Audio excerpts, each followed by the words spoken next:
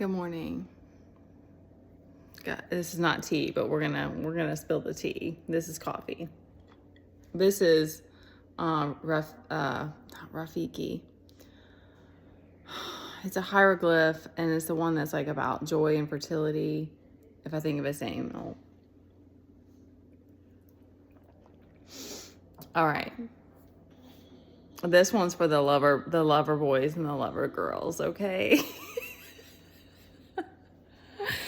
All right, so I'm in meditation and this morning, and God's showing me the scene. Like I'm getting a flashback of the time that it was my sister's. I'm gonna try to not make this last too long, and with this kid, my 21st, not mine, my sister's 21st birthday, and we got buck wild. Like we got unhinged. I mean, it was just one of those, like we used to throw down. Like we didn't just have parties, we had like costume parties, and like we did it big. And that was what made it fun, because it was like it wasn't even just about getting drunk or whatever. It was about, we enjoyed each other. We enjoyed being around all these people, and like our neighbors were just cool as hell.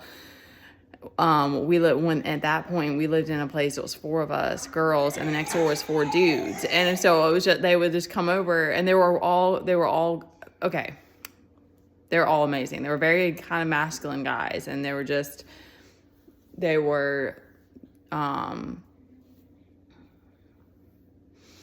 loving. They were very loving. They weren't just about, like, they didn't just try to hook up with us or whatever. It was like we genuinely enjoyed each other's company and stuff. Like I went to a Mardi Gras ball with one of them and stuff. Like, anyway,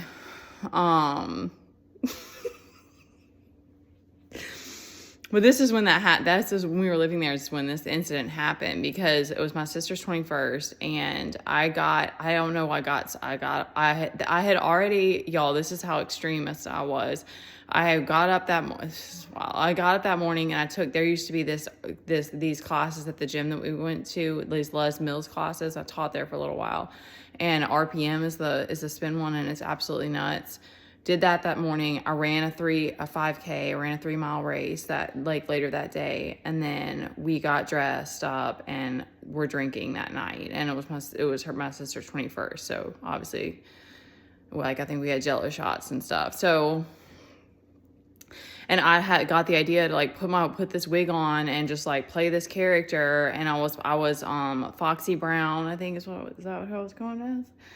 And I mean, this is how, I don't even know. It just would like come over me sometimes, and I would like, and John, and this is my Teddy's dad was there. Like we were all hanging out at this time, and he came over and was there with us. And when I got to the bar, people were buying me shots, and and even to this day, there's been times that we dressed up like it was like Halloween, or we just had a party at our house, but that was like the only time that I like put on a costume, and like it wasn't even a full costume, it was just a wig, and I put on like a skirt and boots, and I don't remember exactly. And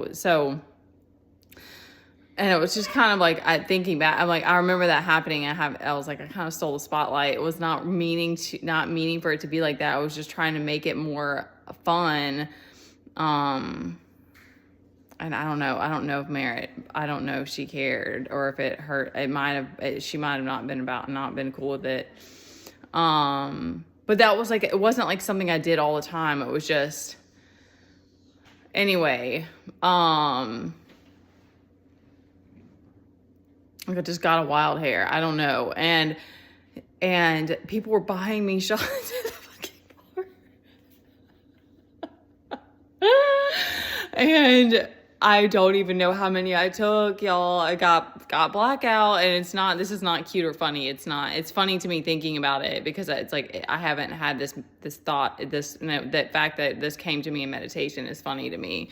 And that night my sister got plastered too, and like I remember John like was the one that took care of us, because our friends that came with us bailed when we got to the bar, so they bailed and went somewhere else. So it was just the 3 of us. I think there might have been Chelsea, might have been there, might have been 4 of us, and we had to call a cab to get home, and my sister passed out, and then I just blacked out, and I just destroyed the bathroom. And I remember the next day, John had stayed there, and he was sleeping on. I woke when I came downstairs. He was on the floor, had slept on the floor, didn't have a shirt on, and I was like, "What happened?" And that's when he, explained it, and that was like one of maybe a couple of incidents that like really made me fall for him, because Teddy, hey, hang on. I don't know. Because he took care of me, and he told me how he had to like take off his anyway, and he stayed there, and so, which I mean, had been drinking too, but like he could have left, and he didn't try to he stayed downstairs, and and to this day, there's been a couple of times that's. I mean, we definitely like to party hard, but it wasn't like I got that drunk all the time. But what was being shown is that those types of things, because of course that's like absolutely nuts, those are like, that recklessness is dangerous. Like that level of being reckless and just being like, it's interesting to me because it's like, I feel like I always would hear stories about people who would just get wild. And I remember that when I was like my freshman year of college, just seeing people just like always just getting going buck wild every time they would party. And it was like, and I only like to do it like on weekends, and but regardless, like the point is that happened, and people see you in that instance where you're just completely out of control and like literally like can't control yourself, and that gives people an imprint. And it was like, because I still struggle with this whole damsel in distressing, and like where did that come from? But then the other part of me was like, my higher self, and all relationships, I've always desired like a very guy that's very, very protective, and that like every relationship that I've had, I've craved that, like, and there's been working through my own like wounds with the father wound or whatever, but like that there is that with the feminine of wanting, it's shifting from wanting to be taken care of to wanting to be honored, but still there's this like, because I like to nurture people, and I love, and that, so when John stepped up and was this very like fatherly caretaker, and especially in a time of need, I mean, everybody like, because I was used to being that for other people. I was used to being this strong person, but that's what's so crazy and interesting, because, and I mean, there were other times, I mean, I was going after and doing my own thing, and like, I've always been very independent. I think anyone who, anyway, on this path, like, or just you spend a lot of time on your own, like you have that independence. But there was a reason that Spirit's showing me that, because it's like, those are timelines that you don't realize, you don't know what other people are like, what stories are attaching to you, because think about that. And there are so many times that like John was taking care of things. I was like, okay, I need to, like, I can take on more. I need to learn this skill. And I just let him. And those were lessons I needed to learn about myself, that it's like, I can't just usurp like all of this power to other people. Is that the right word? Give away. And think that there's not going to be repercussions later, that it's like, or that I'm not going to still have to learn how to do those things. And when then down the line, you have a child with this person, and you're a single parent, and now you're trying to learn this stuff. It's like, it's not so cute and funny. It's not cute anymore. It's not a fun game anymore. Like, it's not, I guess, being like that's a part of me that I didn't realize that I have. I think that detachment's a separate thing, but it's like this sort of just not taking things serious enough. I feel like I fluctuate between that. I'm like either way too serious, and like, especially about emotions and stuff, or I'm the other way around and I just am like, everything's cool and there's nothing to worry about. And there's a need to like, like not hold on to stress, but it's like not caring about certain things like that. And now now having to be independent, having to learn that, it's like, but then, okay, so I wanted to bring this full circle to like, there was a part of me that always wanted to manifest that, and that I created that in that incident, because that's that lover girl. I think it all goes together, because it's like, love is not just taking care of each other. Like, obviously it's so much more than that, but that's the type of love that I want to have. And I still have that part of me. I still have that, like, I love affection. I love taking care of people and taking care of animals and taking care of things. And so I want to attract that. But it's one of those, like,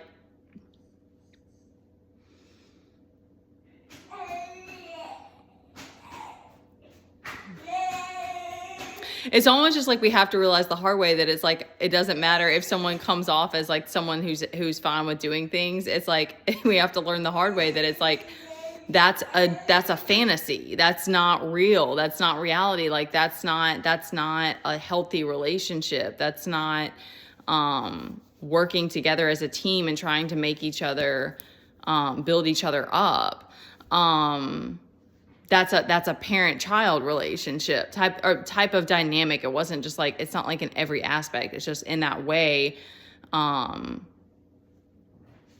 I think back and I'm like, I did all of the mom thing and everything, but it's like, and I was working part-time, but it's like all of these other skills I wasn't learning, and that help you to be independent, do things on your own when you are having to figure it out on your own. And it's not one of those like there is already a lot on your plate as a mom. Like, that's truth, but it's just, it takes a special type of relationship to be able to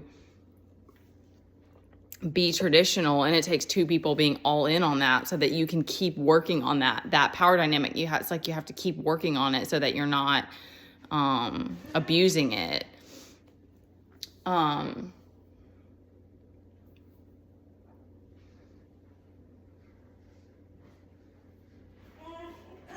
That's what happens that's another thing that happens when you start to heal, is it's like, because it's like, it's not that I don't like that nurturing aspect, but it's like, now I'm like, I don't desire that. Like, I don't desire, it's interesting because it's like life, there are moments when you just feel like life is too much, but then it's like you come back around and it's like, that's something that you get through healing. You get this inner strength. I know my face is a mess right now, y'all. It's like chapped and breaking out. And I'll put some coconut oil on my face. You start to you want to stand on your own. It's like, it continues to be hard, and there's, but it's like, that's not something I desire anymore. And, even after all the things that I've gone through as a single parent, but it's like, that's another blessing too of being in solitude, is it's like you're building this relationship with God, and you're like, no, I don't want someone else to come in and with a God complex and think that they get to run the show. Like, no, I love you, and I doesn't mean I don't care about you, but I want to run my own show. Like, it still is your production. And yeah, y'all, there's other incidents of like times that I'm talking about, like, when I put it out to the universe, it was, but it's like, that's why I think that I didn't realize that I had this lover boy, lover girl, like archetype, because it's like, I manifested that so fast. But y'all, you better, woo.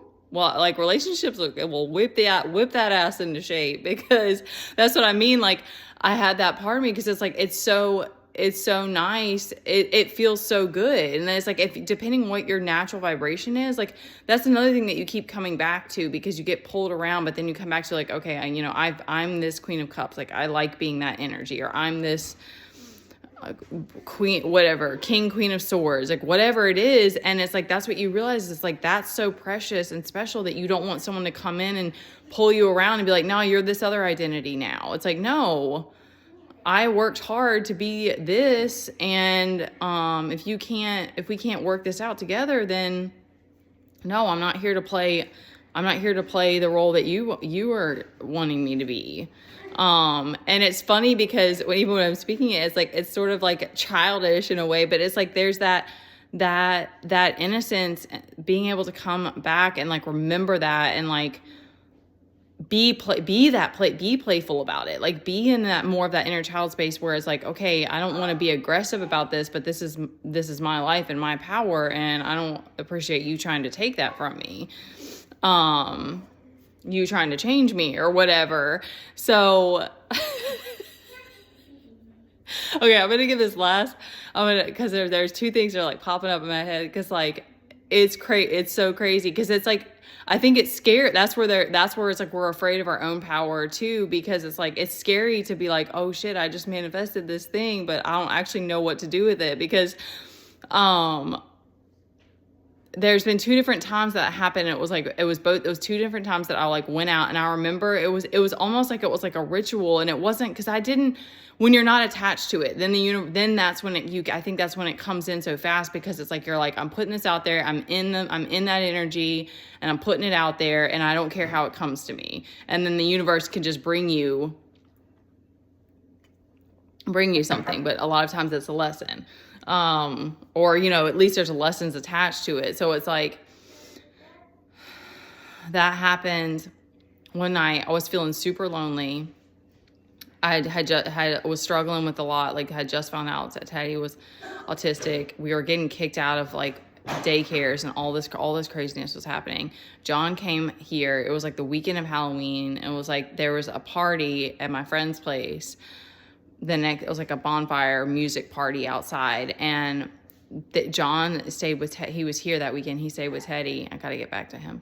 He stayed with Teddy, and I went, and it was super cold. I had to get this like fur coat thing to wear because it was so cold, and we were outside, and I was like in that space of just like, oh, I just want to be with somebody. I don't remember the thought process. And I just was like hanging out with friends, whatever. And then it was like later in the night, we were drinking White Claws. Not that matters, but there was that going on. And they got music, and it was like funk music. And I was up there dancing, and I was just doing my thing. And this guy he just came up. And I mean, it was one dude, and he like singled me out, and he was like chatting and flirting and all this, and then I ended up driving him home that night, and nothing ended up happening, thank goodness. But I mean, this guy had money, he had a boat and a couple cars, and I mean, it was like, okay, spirit, like, okay. But he also was told, we ended up having a chat, and he was dating someone else, and was like, I can't do this and stuff. I was like, go figure. But that's what's so crazy though. It's like, that's how it happens. And it's like, but you just don't know what you're going to get. And the older you get, and you're like I said, with me and my situation, it's like, okay, yes, this was, and it's not like it wasn't, I in a lot of ways, like, I don't regret anything, and I don't regret, and like, I think there's so much that we learn in being in relationships with people, and having to figure it out, and having to work it out together, and not just usurping all of your power and control over to this person, or allowing them to just abuse you or whatever. Like, I think but it's like, it changes you so much, and but I wanted to add too that it's like, that's why, like, there's so much too about just learning the lessons in your own life and studying yourself, because it's like, I didn't know that I had this type of energy, because I also it's not always reflected in a way that people are like, oh, you're so sweet and loving, or not even that, but just like, you have to figure it out for yourself, I guess is my point, because that will help you to like embrace those aspects of you, but also not let people take advantage of it. Because I think that's been one of the hardest things is like trying to figure out boundaries is like, it still continues to be hard because it's like, I don't want to be aggressive about my needs or my expectations and being respected, but I also don't want to be taken advantage of. I mean, no one does. So, all right, I'm gonna leave it there. This was already at past 20 minutes. But I just thought that was such a wild flashback and download that I got this morning. I wanted to share. All right, love you guys.